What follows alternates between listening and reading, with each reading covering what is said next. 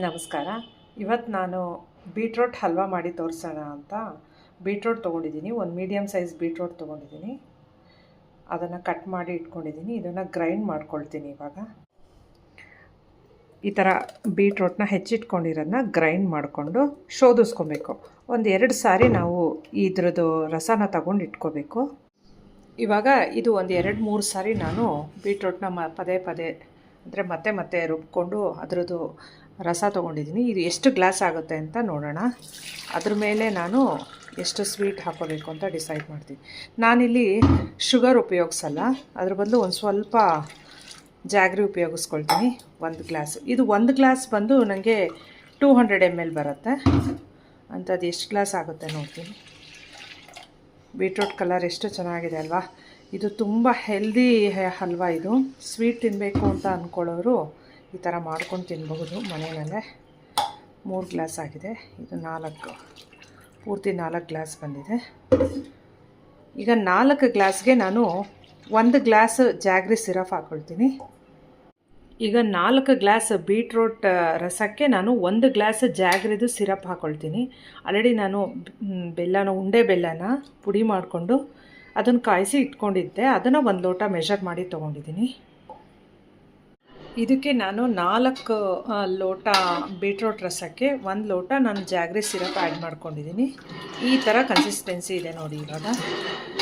ಇದು ಯಾಕೆಂದರೆ ಬೀಟ್ರೋಟ್ನಲ್ಲೇ ಸ್ವಲ್ಪ ಸ್ವೀಟ್ನೆಸ್ ಇರುತ್ತೆ, ಹಾಗಾಗಿ ನಾವು ಜಾಸ್ತಿ ಜಾಗ್ರಿ ಹಾಕೊಳ್ಳೋ ಅವಶ್ಯಕತೆ ಇಲ್ಲ. 1 ಲೋಟಕ್ಕಿಂತ ಬೇಕಾದರೆ ಕಮ್ಮಿನೂ ಹಾಕ್ಬೋದು, ನಾವು ತುಂಬ ಕಡಿಮೆ ಸ್ವೀಟ್ ತಿಂತೀವಿ ಅನ್ನೋರು. ಬಟ್ ಇವಾಗ ಇದು ಸ್ವೀಟ್ ಸರಿ ಇದೆ. ನಾನು ಸ್ವಲ್ಪ ಟೇಸ್ಟ್ ಮಾಡಿ ನೋಡಿದೆ. ಇವಾಗ ಇದಕ್ಕೆ ನಾನು 1 ಕಪ್, ಒಂದು ಸ್ಮಾಲ್ ಜಾಮೂನ್ ಕಪ್ಪಲ್ಲಿ 1 ಕಪ್ ಕಾರ್ನ್ಫ್ಲೋರ್ ಹಾಕ್ಕೊಳ್ತಾ ಇದ್ದೀನಿ.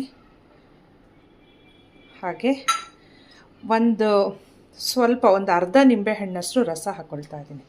ಯಾಕೆಂದರೆ ಯೂಶ್ವಲಿ ಹಲ್ವಾಗಳಿಗೆಲ್ಲ ನಿಂಬೆಹಣ್ಣು ರಸ ಹಾಕ್ಕೊಳ್ಬೇಕು. ಯಾಕೆ ಅಂತ ಹೇಳ್ತೀನಿ. ಸ್ವಲ್ಪ ನಾನು ಇಲೈಚಿ ಪೌಡ್ರ್ ಹಾಕ್ಕೊಳ್ತೀನಿ, ಏಲಕ್ಕಿ ಪುಡಿ.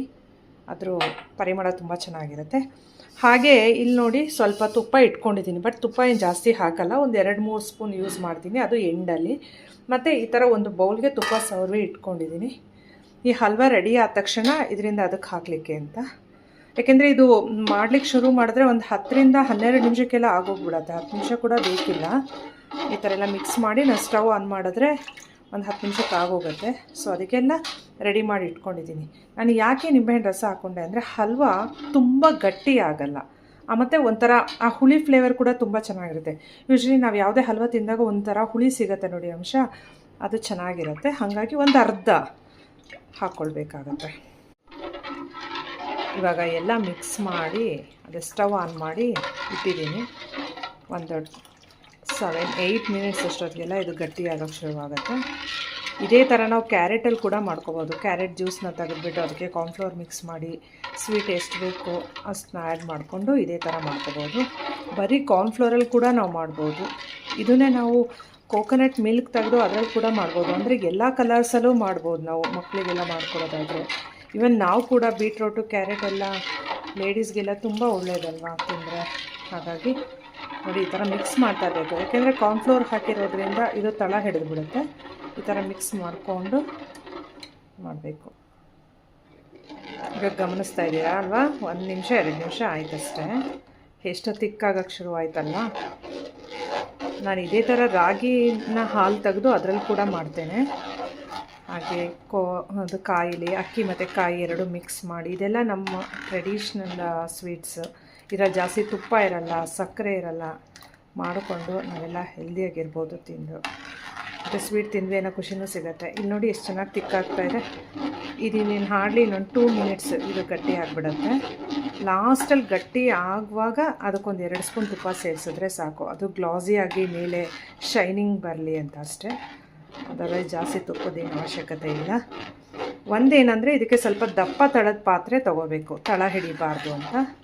ಎಷ್ಟು ದಪ್ಪ ತಳದ ಪಾತ್ರೆ ಇಟ್ಕೊಂಡು ಮಾಡ್ತೀವಿ ಅಷ್ಟು ಚೆನ್ನಾಗಿರುತ್ತೆ. ನೋಡಿ ಇದು ಆಲ್ಮೋಸ್ಟ್ ತಿಕ್ಕಾಗ್ಬಿಟ್ಟಿದೆ. ಇವಾಗ ಇದನ್ನು ಶಿಫ್ಟ್ ಮಾಡ್ಕೊಳ್ಳೋಣ. ಅದಕ್ಕೂ ಮುಂಚೆ ನಾವು 1 ಸ್ಪೂನ್ ತುಪ್ಪ ಹಾಕ್ಕೊಳ್ಳೋಣ. 1-2 ಸ್ಪೂನ್ ತುಪ್ಪ ಹಾಕ್ಕೊಂಡ್ರೆ ಸಾಕು.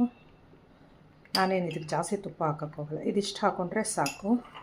ಇದನ್ನೊಂದು ಸರಿ ಚೆನ್ನಾಗಿ ಮಿಕ್ಸ್ ಮಾಡ್ಕೊಂಬಿಟ್ಟು ನಾವು ಬೌಲಿಗೆ ಶಿಫ್ಟ್ ಮಾಡ್ಕೊಳ್ಳೋಣ. ಇವಾಗ ಈ ಥರ ಗಟ್ಟಿ ಆದಮೇಲೆ ತುಪ್ಪ ಸವರಿ ಇಟ್ಕೊಂಡಿದ್ವಲ್ಲ ಥರ ಪಾತ್ರೆಗೆ ಶಿಫ್ಟ್ ಮಾಡ್ಕೊಂಬಿಡೋದು. ಅದು ಒಂದು ಸ್ವಲ್ಪ ಚೆನ್ನಾಗಿ ತಣ್ಣಗಾಗಿ 1-2 ಅವರ್ಸ್ ಚೆನ್ನಾಗಿ ತಣ್ಣಗಾಗಬೇಕು. ಆಮೇಲೆ ಗಟ್ಟಿ ಆಗುತ್ತೆ. ಆ್ಯಕ್ಚುಲಿ ಡ್ರೈ ಫ್ರೂಟ್ಸ್ ಕೂಡ ಹಾಕೊಳ್ಳೋರು ಹಾಕ್ಕೊಳ್ತಾರೆ, ಬಟ್ ನಮಗೆ ಇದು ಹೀಗೆ ತಿನ್ನೋದಕ್ಕೆ ಇಷ್ಟ, ಅದಕ್ಕೆ ಡ್ರೈ ಫ್ರೂಟ್ಸ್ ಎಲ್ಲ ಏನೂ ಹಾಕ್ಕೊಂಡಿಲ್ಲ.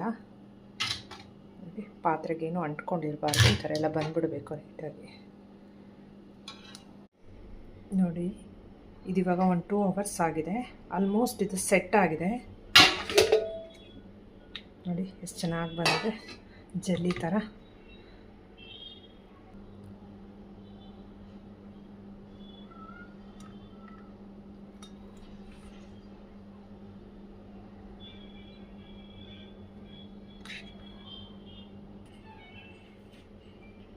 ನೋಡಿ ಈ ಥರ ಪೀಸ್ಗಳು ಬಂದಿದೆ. ಎಷ್ಟು ಸಾಫ್ಟಾಗಿದೆ ಅಂದರೆ ನೋಡಿ ಇಲ್ಲಿ ಎಷ್ಟು ಚೆನ್ನಾಗಿದೆ, ತುಂಬ ಚೆನ್ನಾಗಿದೆ. ಈ ಥರ